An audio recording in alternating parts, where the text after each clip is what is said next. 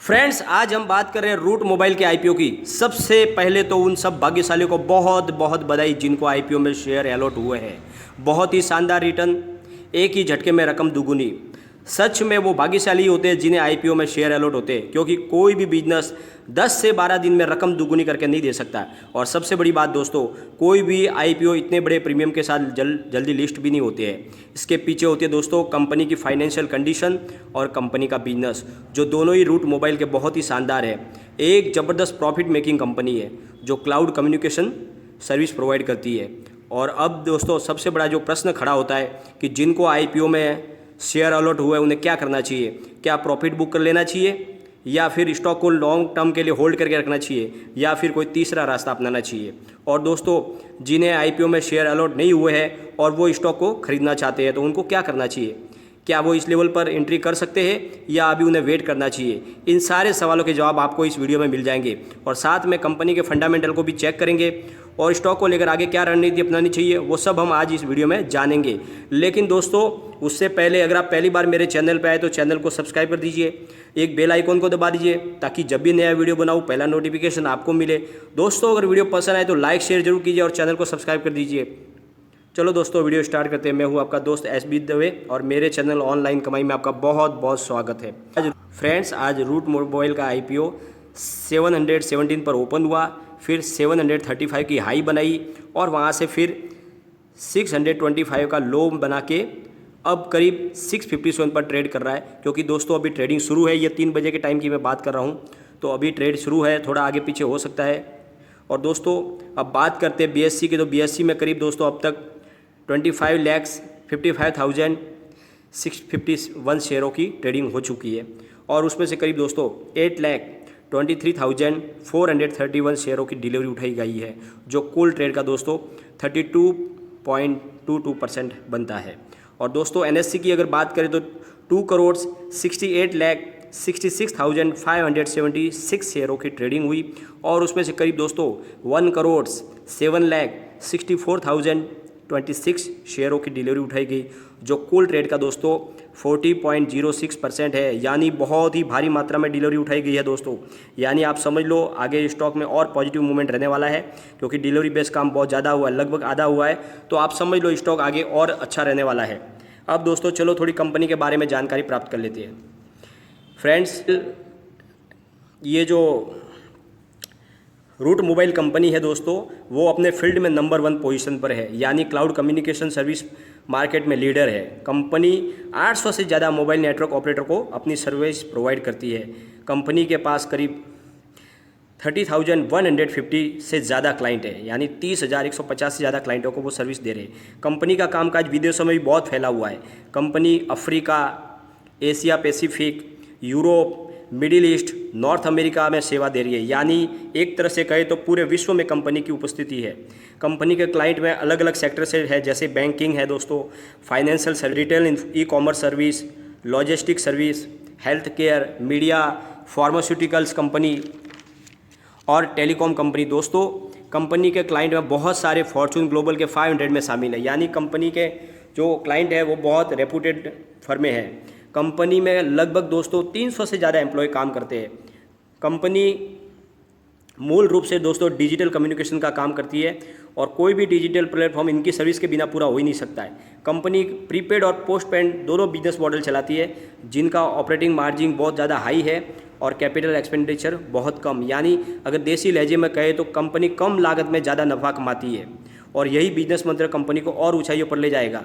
दोस्तों financial year 20 में company ने लास्ट 3 महीने में करीब 30.31 बिलियबल ट्रांजैक्शन किया है अभी तक। और कंपनी का जो प्रॉफिट रेशियो लगातार कंपनी का बढ़ रहा है दोस्तों, लगातार कंपनी ग्रोथ कर रही है। फाइनेंशियल ईयर 2020 में कंपनी को करीब 79.60 करोड़ का प्रॉफिट हुआ है और 2019 में कंपनी का जो प्रॉफिट था वो था 74.8 करोड़ का। और दोस्तों 2018 में कंपनी का जो प्रॉफिट था वो था 58.10 करोड़। यानी लगातार हर साल उन कंपनी का प्रॉफिट बढ़ते ही जा रहा है। और दोस्तों कंपनी का जो 80% जो रिवेन्यू आता है वो फॉरेन करेंसी से प्राप्त होता है, यानी कंपनी का कामकाज विदेशों में ज़्यादा है, इसलिए उसको 80% जो उनकी कीमत जो कमाई आ रही है वो फॉरेन करेंसी में आ रही है। दोस्तों कंपनी अपने फील्ड में लीडर है, इसलिए उन्हें काम की कोई कमी नहीं है और कंपनी लगातार अपने कामकाज का विस्तार भी कर रही है और इसी कड़ी में कंपनी ने अपने काम को और बड़ा करने के लिए आईपीओ लाया है। कंपनी इस आईपीओ से 600 करोड़ रुपए इकट्ठा करेगी। आईपीओ की प्राइस बैंड दोस्तों 345 से 350 रखी गई थी और आईपीओ हुआ था दोस्तों 9 से 11 सितंबर के बीच में और इस आईपीओ से कंपनी 240 करोड़ फ्रेश इशू और 360 crore offer for sale by promoter से जमा कर रही है।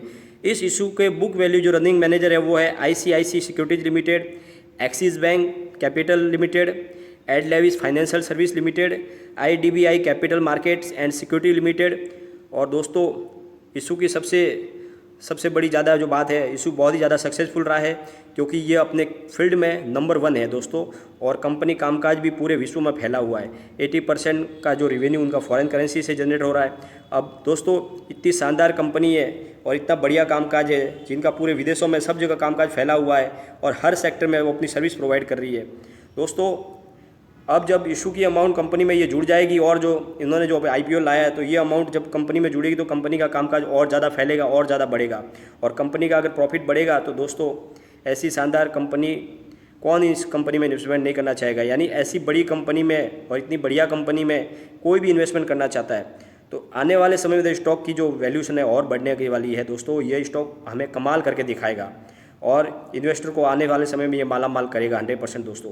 लेकिन अब सवाल ये उठता है कि जो इन्वेस्टर जिनको आईपीओ में ये अलॉट हुए शेयर, उनको अब क्या करना चाहिए?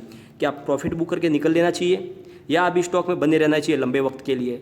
तो दोस्तों उनसे मेरी राय है कि कंपनी बहुत ही शानदार है, भविष्य में ये आपको मालामाल करेगी, लेकिन फ़िलहाल आपको दुगुना प्रॉफिट मिल रहा है। तो एक बार तो आप आधे शेयर बेच के अपना इन्वेस्टमेंट जो है उसको बाहर निकाल ले और बाकी के बचे हुए शेयरों को कम से कम 1 साल के लिए होल्ड करके रखें, आपको बहुत अच्छा प्रॉफिट मिलेगा। और अगर आप चाहें तो इसको थोड़ा और लंबे समय के लिए भी रख सकते हैं क्योंकि कंपनी आगे और ज़्यादा बढ़ने वाली है और ज़्यादा ग्रोथ करेगी और कंपनी का रिवेन्यू बढ़ेगा तो आपका भी प्रॉफिट जरूर बढ़ेगा।